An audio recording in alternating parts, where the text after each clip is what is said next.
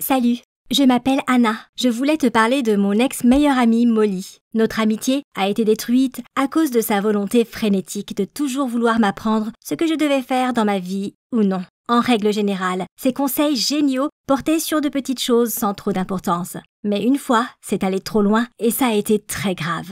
À un moment donné, ça a été même une question de vie ou de mort. Mais bon, reprenons depuis le début. Molly a toujours aimé donner des conseils, et pour dire la vérité, ils étaient stupides. Mais j'avais l'habitude de croire qu'elle voulait vraiment le meilleur pour moi, et qu'elle se fâcherait contre moi si je ne l'écoutais pas.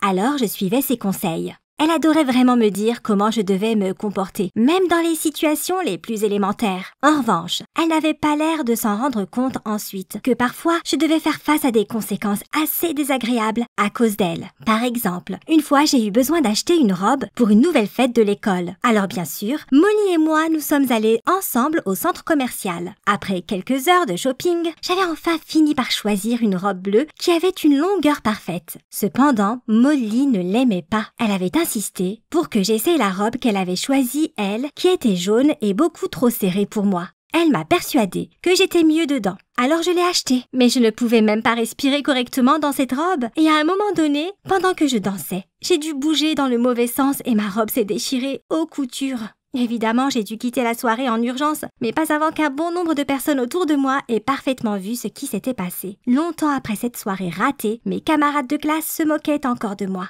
Une autre fois, quand Molly et moi étions en colonie de vacances, j'ai découvert que j'avais quelques gros boutons sur mon visage juste avant la journée de la photo de groupe. Molly m'a assuré qu'elle avait la recette parfaite d'un masque de nuit pour nettoyer impeccablement ma peau. J'étais désespérée et je n'avais pas d'autre choix que de suivre ses conseils, encore une fois. Quand je me suis réveillée, je me suis précipitée vers le miroir et pendant une seconde, j'ai vraiment espéré que je faisais un cauchemar. Les boutons avaient disparu mais tout mon visage était orange. Molly m'avait dit que c'était probablement parce que le masque facial qu'elle avait fait contenait du curcuma. Oh mon Dieu! Les choses que j'ai pu faire à l'époque pour essayer de me débarrasser de cette couleur de visage, mais rien n'a marché.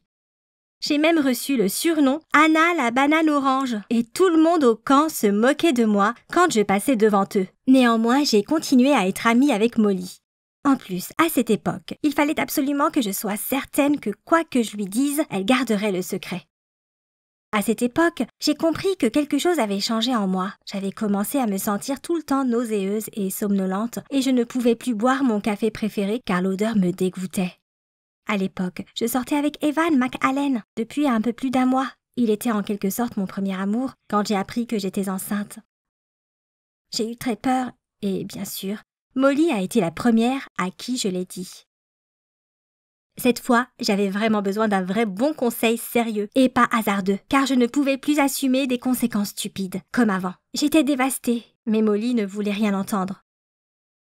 Elle pensait qu'Evan devait être au courant de ce qui se passait puisqu'il était aussi responsable que moi de la situation. Mais moi, je ne voulais pas qu'il le sache. Tu vois, nous étions sur le point d'avoir notre diplôme de fin d'études dans 1 mois environ et il allait bientôt partir pour l'université. Nous allions vivre dans différentes régions du pays et de toute façon, nous n'allions pas continuer à sortir ensemble. De plus, je n'avais toujours pas décidé si j'allais garder le bébé ou non, alors je ne voulais pas qu'Evan se souvienne de moi comme de cette fille qui avait ruiné sa vie et tout le reste.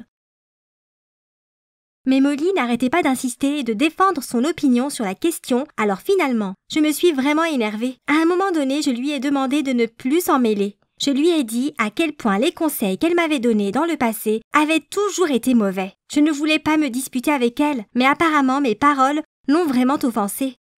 Alors, elle m'a laissée toute seule, et cette fois, j'ai dû prendre ma propre décision sans avoir l'avis de ma meilleure amie. J'avais vraiment peur de dire à ma mère ce qui m'arrivait. Mais elle était littéralement la seule à pouvoir m'aider à ce moment-là. Je me suis sentie terriblement mal quand elle m'a dit que je la décevais énormément. Je lui ai menti et je lui ai dit que je ne savais pas qui était le père du bébé. Alors elle a commencé à me crier dessus encore plus fort à cause de cela. J'avais tellement pleuré pendant la nuit que le lendemain matin, je pouvais à peine ouvrir mes yeux gonflés de larmes. Finalement, ma mère m'a dit que je n'avais pas d'autre choix que de donner naissance au bébé et qu'elle allait m'aider à l'élever. Je me sentais mieux parce que je n'avais plus à prendre cette terrible décision, mais en même temps, je me sentais encore plus dévastée qu'avant.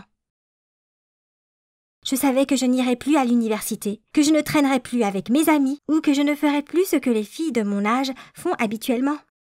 Et un jour, j'étais comme d'habitude, assise à la maison à ne rien faire et à m'apitoyer sur mon sort, quand quelqu'un a frappé à la porte.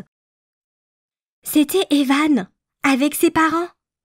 Il s'est avéré que Molly n'avait pas écouté ce que je lui avais demandé à propos de ma grossesse et qu'elle était allée tout raconter à Evan.